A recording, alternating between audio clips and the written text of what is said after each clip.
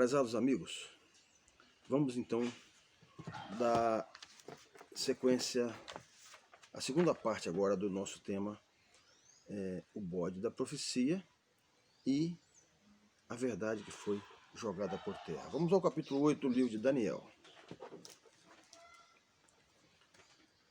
Capítulo 8. No ano terceiro do reinado do rei Belsazar, apareceu-me uma visão a mim, Daniel, depois daquela que me apareceu no princípio. E vi na visão, acontecendo quando vi que eu estava na cidadela de Suzã, na província de Elão, vi, pois, na visão que eu estava junto ao rio Ulai.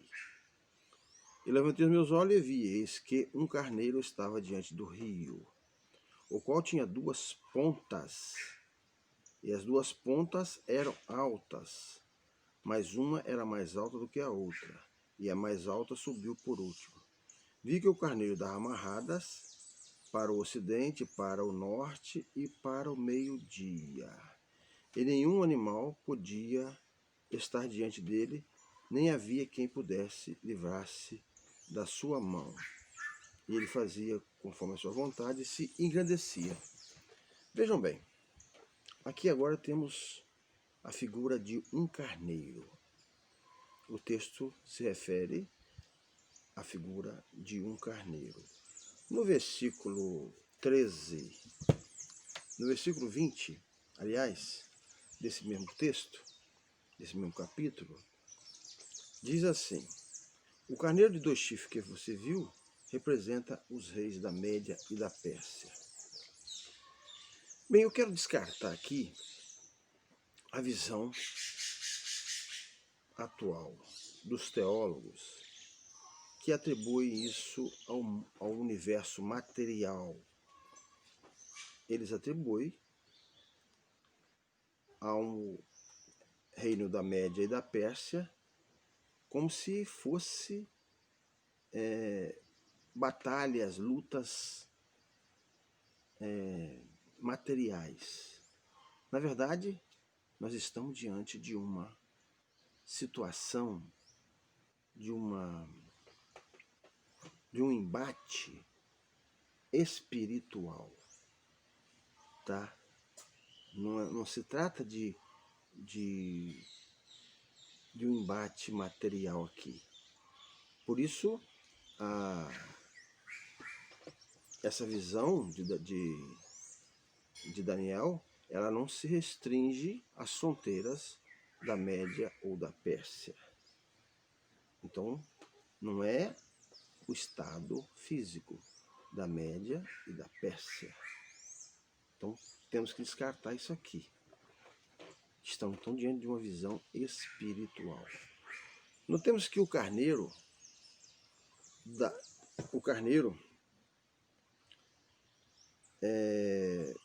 tinha duas pontas, dois chifres.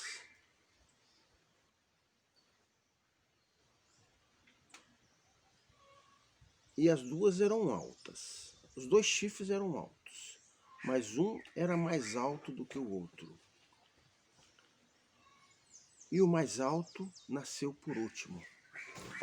Senhores pastores, pregadores, evangelistas e pessoas que manejam o Escrito Sagrado, reparem a coerência da nossa ótica, que não é minha, isso aqui é algo revelado por Deus. Não é uma intenção pessoal minha, não é uma atitude, uma iniciativa pessoal minha, não. Tá? Eu busco a atenção de vocês para coerência, diferentemente da visão material, que carrega de incoerências todo o entendimento dominante. Então, reparem a coerência. São duas pontas, e uma era mais alta do que a outra, e a mais alta subiu por último. São dois chifres, um era mais alto do que o outro, e o mais alto subiu por último. Como se trata de uma visão espiritual, como eu disse, o carneiro aqui se refere à igreja. A igreja. Porque o escrito sagrado fala reis da Média e da Pérsia? Que existe detalhes que transporta para o mundo espiritual característica do reino da Grécia, da Média e da Pérsia. Certo? Então, nós vamos ver isso com mais detalhe na frente. Então, o carneiro é a igreja. É a igreja. Então, vamos ver quem são as pontas. Quem são os chifres? Um chifre menor. Os dois eram grandes, altos. Mas um era maior e o maior nasceu por último. Então, vejam bem. A quem podemos atribuir isso aqui? A igreja, ela seguia as orientações do Senhor e dos apóstolos. A igreja primitiva buscava a pregação da sã doutrina, praticava a pregação da sã doutrina. E no ano 270, aproximadamente, não se tem uma previsão exata, mas entre os anos 270 e 350, nós vamos ter a presença na igreja de um bispo chamado de Donato. Na verdade, entre 270 e 355. Foi quando esse bispo esteve à frente da igreja. Era um bispo muito rigoroso, lutava intensamente contra o pecado. Tinha em mente a preocupação de não admitir a prática do pecado. E o bispo Donato, com seus seguidores, com a igreja, com a sua administração na sua época, na época do seu governo, ele tinha algumas características importantes que devem ser chamadas a atenção. Ele não aceitava o reingresso na igreja dos traditores. O que eram os traditores? Ora, a igreja sofria intensa perseguição desde a época, desde logo após os apóstolos, com o imperador Nero até o imperador Diocleciano, ela sofreu perseguições terríveis. Então havia alguns membros da igreja que se transformaram nos entreguistas, entregavam os documentos da igreja, propriedade da igreja, se aceitavam as imposições desses imperadores. Mas Donato não aceitava. Donato preferia ser torturado. Ele pregava até a tortura e o martírio, tendo como escola o primeiro mártir, que foi Estevão. Então Donato procurava seguir isso. Para ele, morrer como mártir, para os seus seguidores, morrer como mártir era glória. Então ele era rigoroso demais. É a ponta mais menor. Representa Donato, representa a ponta menor. O chifre menor que viveu entre os anos 270 e 355 depois de Cristo. E a ponta maior? Daqui a pouco nós vamos ver outra característica importante, né? Aliás, vamos ver de uma vez. Donato, mais adiante, nós vamos ver o seguinte: e vi que o carneiro dava amarradas para o ocidente. Olha só, a coerência. Donato militava, atuava mais precisamente no norte da África, região da Namíbia, Cartago, ali, naquela região ali, o ocidente, representa o ocidente. Então, são as coerências às quais eu me refiro. Vamos ver agora o outro chifre, a outra ponta. A outra ponta nós temos todas as indicações aqui que se referia a Pelágio. Pelágio era um monge inglês. E a sua ação alcançava não só a Roma, né, mas também Inglaterra, França e a região norte, exatamente como está aqui. E o carneiro da amarrada para o ocidente e para o norte. Pelágio era inglês, era do norte. É interessante observar algumas características. Como eu disse, o Donato ele não aceitava o reingresso dos traditores, era terrível, era um rigoroso defensor da luta contra o pecado. Da mesma forma, Pelágio também. Pelágio tinha, entre outros pensamentos, outras visões, outras iniciativas. Ele não admitia que o pecado viesse de Adão. Esse pecado, ele não admitia que fosse transmitido toda a humanidade. Uma das coisas. Outra coisa, ele rejeitava o batismo de criança.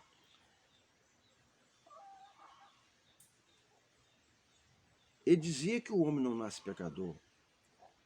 Ele dizia que a lei poderia salvar o homem.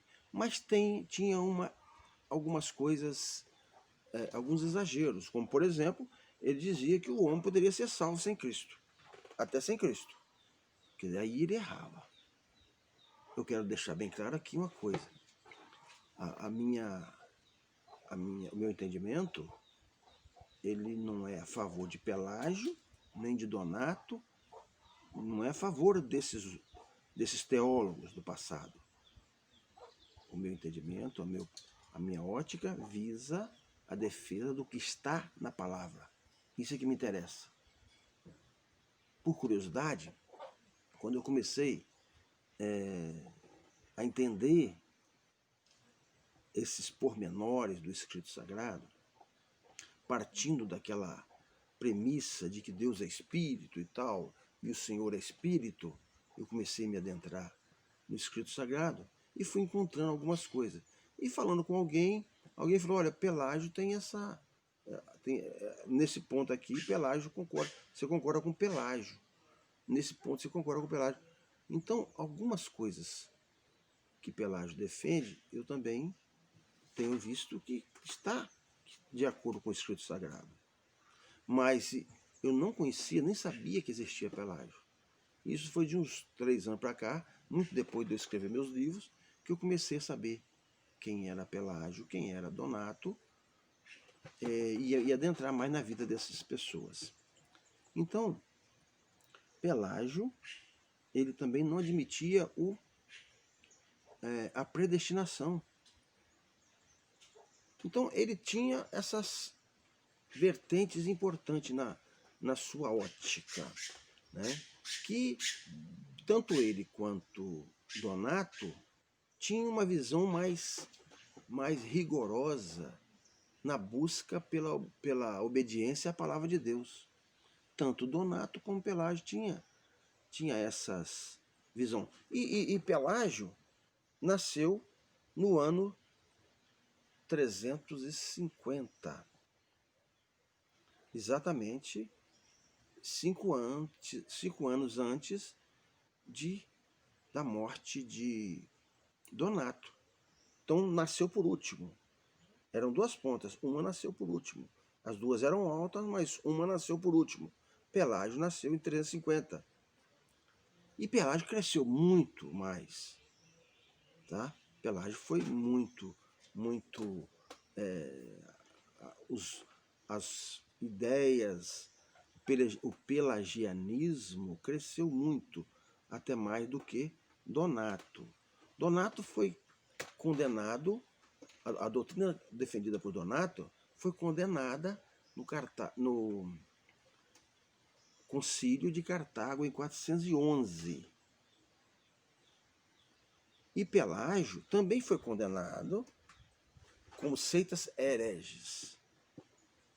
Nos concílios de Cartago, 418 depois de Cristo, Éfeso em 431 depois de Cristo, e finalmente, e essa data é importante observar, em 529 depois de Cristo. Pelágio foi condenado, a doutrina de Pelágio, a ótica, as ideias de Pelágio foram condenadas nesses concílios. Mas Pelágio foi a ponta que veio depois, a ponta mais alta. Bom, vamos agora ao bode. No capítulo 5 diz o seguinte: e estando eu considerando, eis que um bode vinha do ocidente sobre toda a terra, mas sem tocar no chão.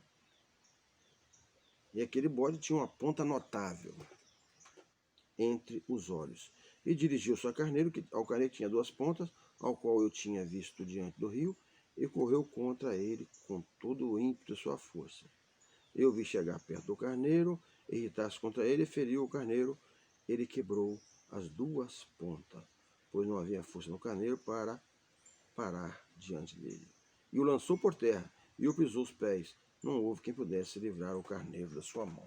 Bem, vamos ver aqui agora quem é o bode. Vamos ver a coerência.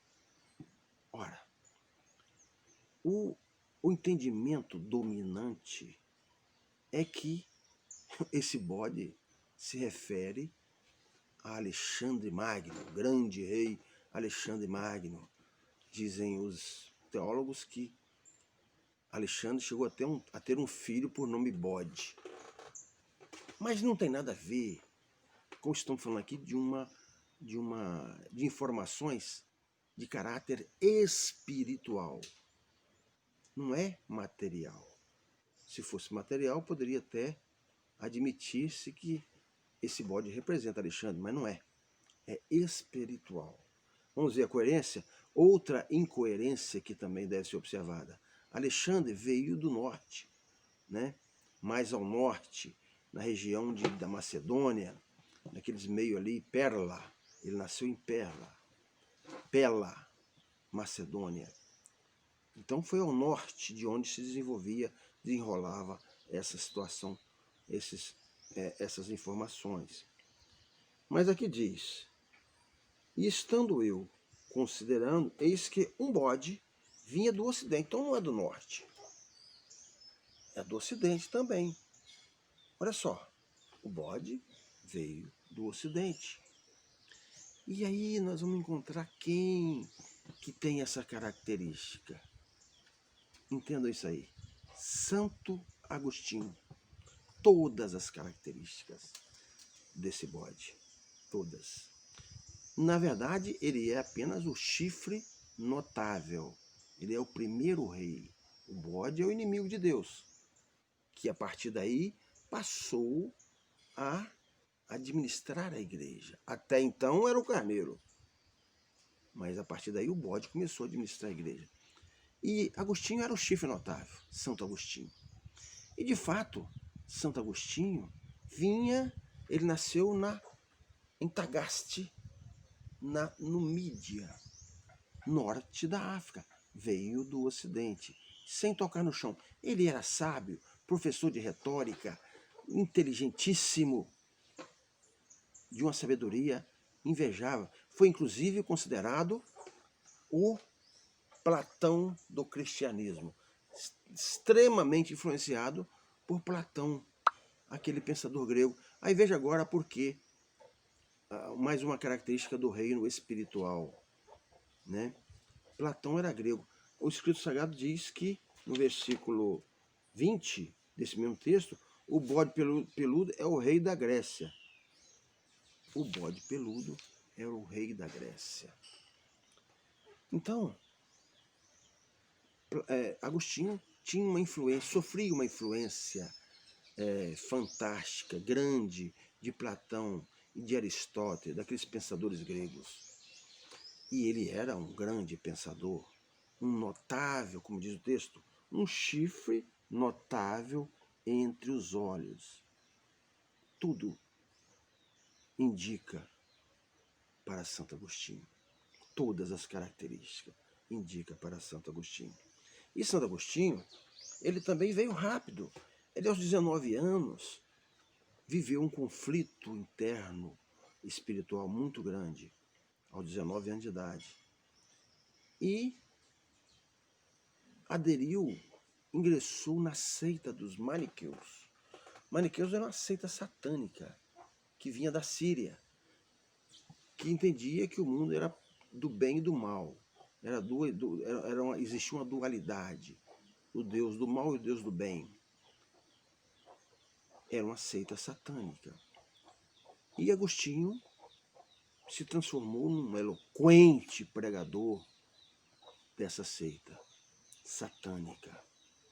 Mas, aos 29 anos de idade, por volta de 385, 84, nessa faixa, ele se voltou para o cristianismo, influenciado por Ambrósio, por Santo Ambrósio.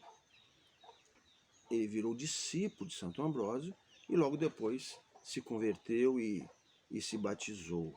Desde então ele começou a combater os maniqueus. Mas não foi só os maniqueus.